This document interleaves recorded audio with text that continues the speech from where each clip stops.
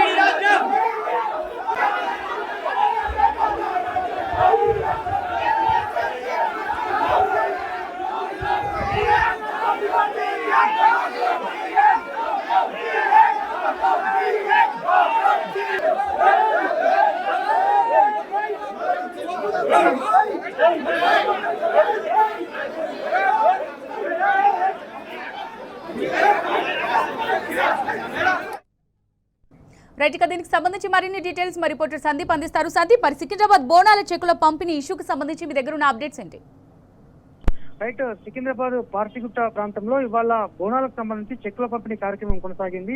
ఈ చెక్కుల పంపిణీకి కాంగ్రెస్ పార్టీ ఎమ్మెల్సీ బల్మూరి వెంకట్ హాజరయ్యారు. అయితే స్థానికంగా అక్కడ ఎమ్మెల్యేగా ప్రాతినిధ్యం వహిస్తున్నారు పద్మారావు గారు. అయితే వారు అక్కడికి హాజరు కాకుండానే, వారికి సమాచారం ఇవ్వకుండానే ప్రోటోకాల్ నిబంధనలు ఉల్లంఘించి చెక్కుల పంపిణీ కార్యక్రమాన్ని ఎమ్మెల్సీ బల్మూరి వెంకట్ చేపట్టారు. ఈ క్రమంలో బీఆర్ఎస్ శ్రేణులు అక్కడ వచ్చినటువంటి వారు కూడా తీవ్ర ఆగ్రహాన్ని వ్యక్తం చేస్తూ అక్కడ ప్రభుత్వానికి కాంగ్రెస్ పార్టీకి వ్యతిరేకంగా నినాదాలు చేసిన పరిస్థితి. ఈ క్రమంలో అక్కడ కాస్త ఉద్రిక్త పరిస్థితి నెలకొంది. బీఆర్ఎస్ కాంగ్రెస్ నేతలు తీవ్రంగా వారి మధ్య తోపులాట కూడా కొనసాగింది. అయితే అడ్డుకున్నటువంటి పోలీసులు ఇరు వర్గాలను సముదాయించే ప్రయత్నం చేసినప్పటికీ కూడా స్థానిక ఎమ్మెల్యే లేకుండా ఏ విధంగా చెక్కులు పంపిణీ చేస్తారంటూ ఆగ్రహాన్ని వ్యక్తం చేశారు. ఒక దశలో బల్మూరి వెంకట్ అక్కడ నుంచి ఆయన్ను అడ్డుకునేటువంటి ప్రయత్నం చేశారు. ఆయన పైకి కూడా వెళ్లేటువంటి ప్రయత్నం చేశారు. ఎందుకంటే ప్రోటోకాల్ నిబంధనలు ఉల్లంఘించి చేయడము ఈ కాంగ్రెస్ పార్టీకి ఇవాళ కొత్తేం కాదు. గతంలో కూడా జిల్లాల్లో అనేక చోట్ల కూడా తెలంగాణ రాష్ట్ర వ్యాప్తంగా ఇలాంటి పరిస్థితి కొనసాగుతూ వస్తుంది.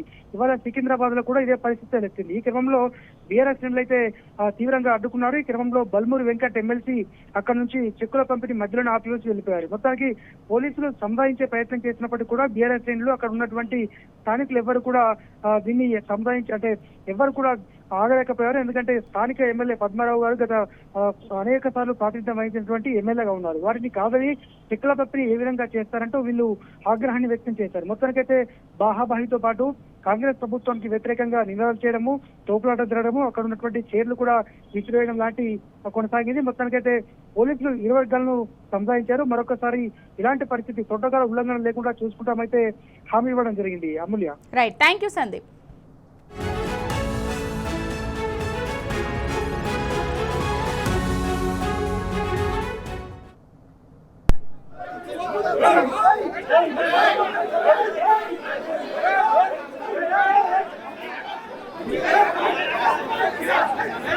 Yeah.